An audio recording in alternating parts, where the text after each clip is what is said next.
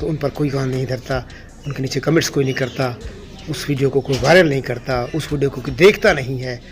بس شاعر کو داد دے کر نا سمجھ لیتے ہیں کہ انہوں نے خرید لیا ہے. کسی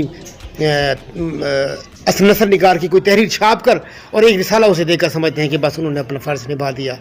تو ویسا نہیں ہے، ایسا بالکل بھی نہیں ہے.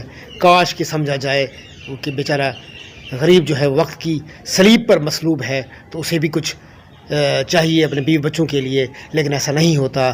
میں اپیل کرتا ہوں حکومت وقت سے، ان تنظیموں سے جو ادب سے متعلق ہیں، کہ ہمراز اچوی صاحب اور ان کے علاوہ دیگر جتنے بھی شعراء ہیں جو بیمار ہیں یا نہیں بھی ہیں، تو ان کا وظیفہ مقرر کیا جائے.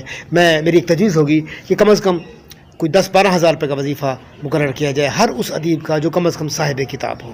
چلے وہ اپنے گھر کا کچھ تو خرچہ چلا لے گا، بیماری کی صورت میں اپنے بچوں کا اور اپنا علاج کرا سکے گا، تو کروڑوں اربوں روپے خرچ ہو جاتے ہیں نمائش پر، اشتہارات پر، اور اس کے علاوہ اور اللہ تلوں میں خرچ ہو جاتے ہیں، لیکن جو مستحق ہیں انہیں کچھ نہیں دیا جاتا. تو آج کی ویڈیو میں التماس کروں گا کہ ہمراز اچوی صاحب کی مدد کی جائے، ان کا علاج کرایا جائے، ان کا وظیفہ مقرر کیا جائے، اور ان کو ان کے شایان شان جو ہے نا وہ علاج کی سہولیات فراہم کی جائیں.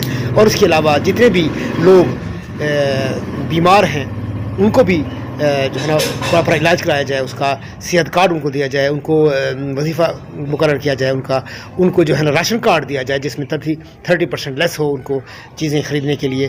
اور اس کے علاوہ جتنے بھی شعراء اس پاکستان میں ادبا ہیں جن کی کم از کم ایک کتاب شائع ہو چکی ہے، ان کا وظیفہ مقرر کیا جائے. تو میں یہ چاہوں گا کہ جو میرے دیکھنے والے ہیں اس ویڈیو کو آگے پھیلائیں، کیونکہ یہ صدقہ جاریہ ہے. اس سے کسی کی اگر امداد ہو جاتی ہے تو ہمارا کیا جاتا ہے. سارا دن ہم یوٹیوب اور یہ فیس بک کھیل رہے ہوتے ہیں، تو کوئی تعمیری کام بھی ہمیں کر لینا چاہیے.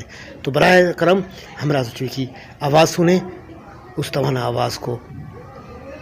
امداد کی ضرورت ہے، علاج کی ضرورت ہے.